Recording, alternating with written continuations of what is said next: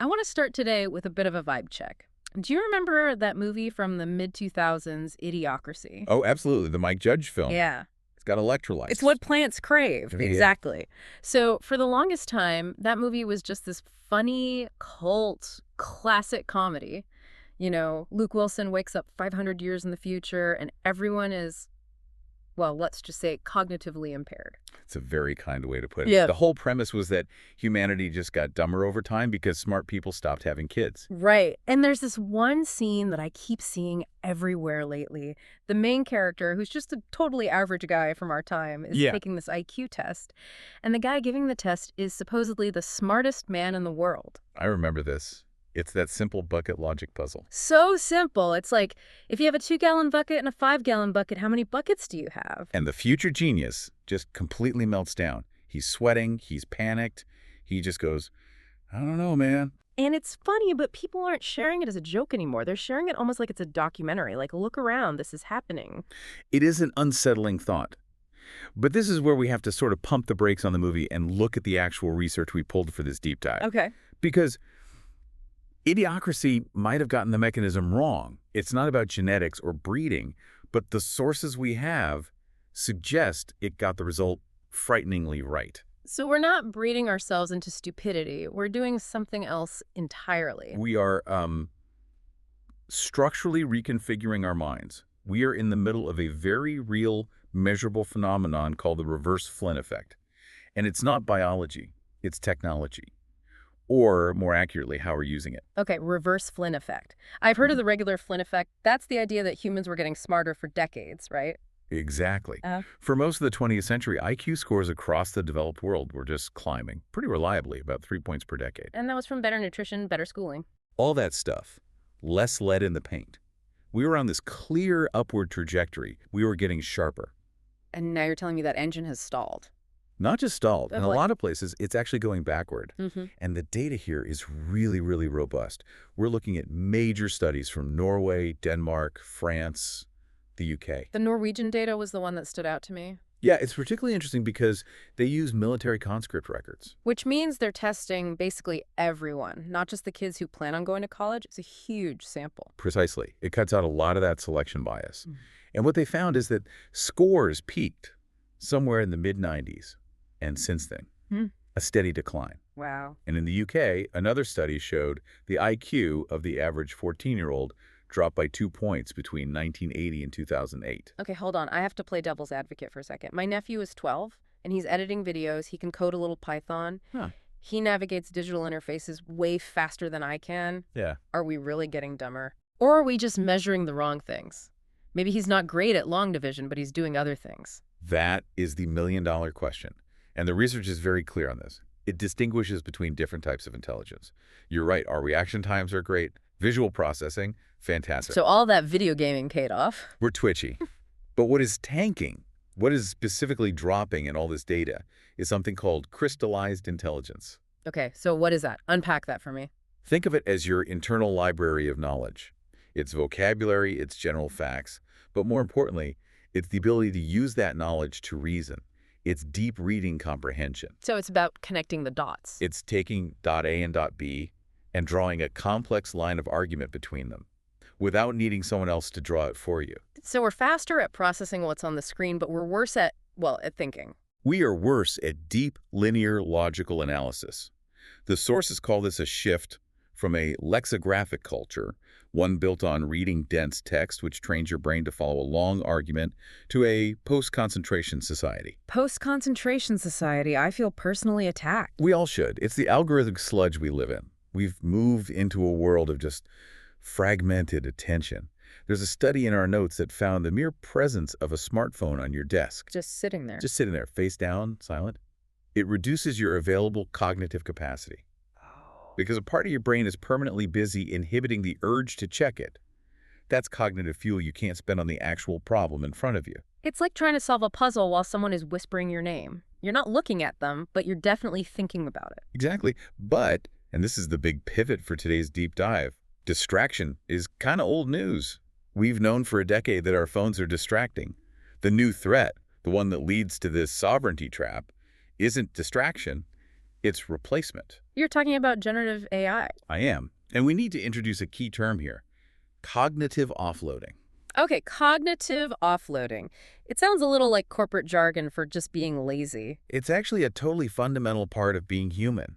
We've always done it. If you write a grocery list, that's cognitive offloading. You're freeing up your brain. If you use a map, you're offloading. So it's usually a good thing. It frees up mental bandwidth. And this is where I get skeptical about all the doom and gloom, because people said the exact same thing about the calculator. Right. Oh no, kids won't learn arithmetic. But now we have engineers building bridges who use calculators and, the bridges are fine. Isn't this just the new calculator? That is the single most common and most important objection. And on the surface, it makes total sense. But the research argues it is a dangerously false equivalence. We have to look at the type of offloading. Okay, so what are the types? So first, you have assistive offloading. That's the calculator. It's a scaffold. You are still the architect of the problem. You know you need to multiply X by Y to get the stress load on a beam. I provide the logic. The machine does the number crunching. Exactly. You are in the driver's seat. Yeah. But generative AI introduces something else: substitutive offloading. This is the surrogate. This is when the technology doesn't just do the math. It does the reasoning. It does the synthesis. So instead of using a calculator to solve an equation, I'm asking the AI to design me a bridge. Or, more likely for our listeners, write this market analysis, summarize this 2-hour meeting, debug my code. Yeah. When you do that, you're not just offloading a single step. You are bypassing the germane cognitive load. Germane cognitive load.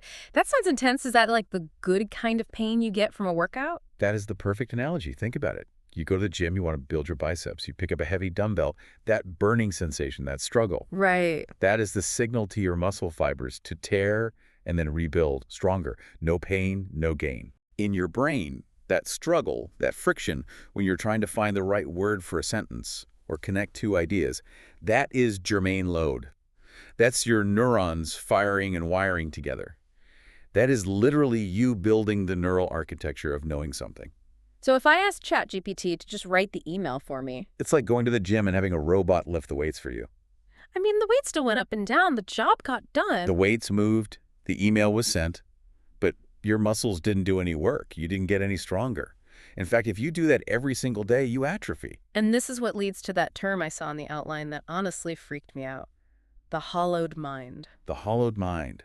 It's a state where a person can produce the output of intelligence, a perfect-looking report, clean code, a well-written email, but they lack the internal mental schema to understand it. They have the answer, but they don't know how they got it. Exactly. And the problem is that knowledge is incredibly brittle. We call them brittle schemas. If the AI makes a subtle mistake, or if the context changes just a little bit, the human is totally lost. They can't troubleshoot because they never actually learned the underlying system. They're the pilot who can only fly on autopilot. The second the system fails in a storm, they have no idea how to fly the plane. Precisely. And this really brings us to the psychological side of this.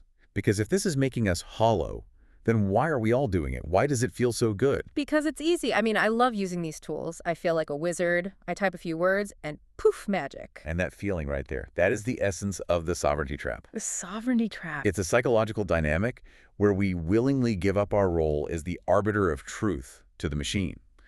And it happens because of two really powerful forces. First, the law of least effort. Which is just biology. My brain wants to conserve energy. Your brain is an energy miser. Thinking is metabolically expensive. So if I can get a fluent, professional-sounding answer in 3 seconds with 0 effort, my lizard brain says, do that. That's efficient. It feels like peak productivity. It feels like I'm winning. But the second force is the illusion of competence. Yeah. AI, especially these current models, has a very particular voice.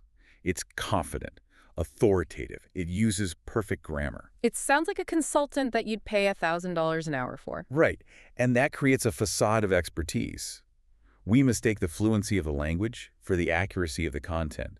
And because the tool sounds so smart, we feel smart for using it. Oh, I've definitely felt that. I've had it generate a summary of a topic I barely understand, and after reading it, I think, wow, I really nailed that explanation. But I didn't. The bot did. You are hallucinating your own competence. And we have stats on this that are honestly terrifying. There's research showing a belief performance gap of up to 80%. Whoa, back up. 80%. 80%. That is the gap between how correct a user thinks they are when using AI to do a task versus how correct they actually are. So 8 out of 10 times, I'm walking around thinking I'm totally right when I could be dead wrong. Or at least significantly overconfident in the quality of the work. And the really dangerous part is that because you have a hollowed mind, if you skip the struggle, you don't have the expertise to even audit the AI. You can't spot the errors. This is automation bias. I trust the machine more than my own judgment because the machine sounds smarter than I do. And then suddenly, you're not the creator anymore. You're just a steward. You're a shepherd for algorithms, just moving information from one place to another without ever really understanding it. That's a bleak image. Just digital bureaucrats stamping papers we can't actually read. Okay, so I don't want to be a bureaucrat. I want to keep my brain, Yeah. but I also can't just smash my laptop and move to the woods. I have a job. How do we escape this trap without becoming Luddites? We don't have to abandon the tools, Hmm. but we have to fundamentally change our relationship with them. The solution is to reject frictionless efficiency and to deliberately embrace what the researchers call constructive friction. Constructive friction. So we need to make things harder for ourselves on purpose. We need to reintroduce that productive struggle. We have a few strategies, and the first one is backed by this really fascinating neurophysiological study from MIT. This was the one with the essay rating, right? Tell us about that. So, the team took a group of learners, they split them up. Group A got to use ChatGPT to generate their first draft. Group B had to write the entire first draft themselves. Only then could they use AI. And they were, what, scanning their brains while they did this? They used EEG caps to measure brain activity. And the difference was just stark. The group that wrote the draft first showed massive connectivity in the parts of the brain responsible for focus, memory, and critical thinking. I mean, their brains were lighting up. And the AI first group. Basically flatlined. Well, not dead, obviously, but significantly less neural engagement. And the real kicker is that the teachers who graded the essays, without knowing who was in which group, consistently described the AI first essays as soulless. Soulless. Wow, that's a brutal piece of feedback from a teacher. But it's accurate. So, strategy number 1, human-first protocols. Never, ever, ever let the AI write the first draft. That's the rule. The blank page is the enemy, but I have to fight it myself first. I have to do the heavy lifting. You have to build that initial schema in your own head. Once you have a draft, then you can bring in the AI to critique it, to refine it, to help you polish. Okay, that's really actionable. What's next? Strategy number 2 is about verification. We call them cognitive forcing functions. That sounds like a military tactic or something. It kind of is. It's a tactic to defend your own mind. If you use AI to summarize a report or write code, you have to build in a mandatory delay. You don't just copy and paste. You force yourself to read the original source. You force yourself to audit the code, line by line. You have to force yourself to stay in the pilot's seat. Exactly. You have to verify. Because remember that 80% gap. The only way you close that gap is by actually doing the work of checking. Okay. And there was one more strategy that I really like because it totally flips the script on how we talk to these bots. Yes. Strategy number 3. Stop treating the AI as an oracle. An oracle just gives you answers. I ask a question, it tells me. Right. Write me a marketing plan. That's oracle mode. Instead, I want you to start treating the AI as a Socratic partner. Like Socrates, the guy who only answered questions with more questions. Precisely. So let's just role play this for a second. Let's say you're working on a presentation about, I don't know, the future of remote work. Okay, so normally I would open ChatGPT and type, give me an outline for a presentation on the future of remote work. Stop. That's offloading. That's the robot lifting the weight for you. Right. Okay, so what should I type instead? You type your own messy, imperfect outline first. Then you paste it in and you say, I am arguing that remote work is good for productivity but bad for company culture. Now, act as a skeptical CEO. Find 3 logical holes in my argument. Oh, I get it. So I'm asking it to punch holes in my own thinking. Yes. You are using the AI to increase the cognitive load, not reduce it. You are asking it to make you think harder. Where's my logic weak? What's a counter-argument that I'm missing? Exactly. Now you're in a debate. Your neurons are firing. You're defending your ideas. You are building that crystallized intelligence. That's a completely different relationship. It's not a servant, it's a sparring partner. And that is the path to what we call a fortified mind.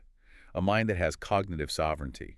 You govern the tool. The tool doesn't govern you. It really all comes down to agency, doesn't it? It's about deciding that your own brain is actually worth the effort. It is. The danger isn't the technology. The Right. danger is the surrender. If we surrender to the struggle, we surrender to the self. We become those people, idiocracy, just staring at a bucket, waiting for an answer. And nobody wants to be the bucket guy. Nobody wants to be the bucket guy. So, to bring this all home, we're not doomed. The machines aren't going to just melt our brains. But we have to actively make a choice. We have to choose stewardship versus creation. Are we going to be mere stewards, just passing along content that machines made, content we don't really understand? Or are we going to fight to remain creators? Because creation requires friction. It requires that internal architecture. If it feels too easy, you probably aren't learning. That's the bumper sticker for this whole deep dive. It is. So here is our challenge to you, the listener. Sometime today, try to do something hard with your brain. Don't reach for the phone. Don't ask the chatbot. Just sit with a problem and struggle with it for 5 minutes. Let it burn a little bit. Build those schemas. Thanks for diving in with us. We'll see you in the next one.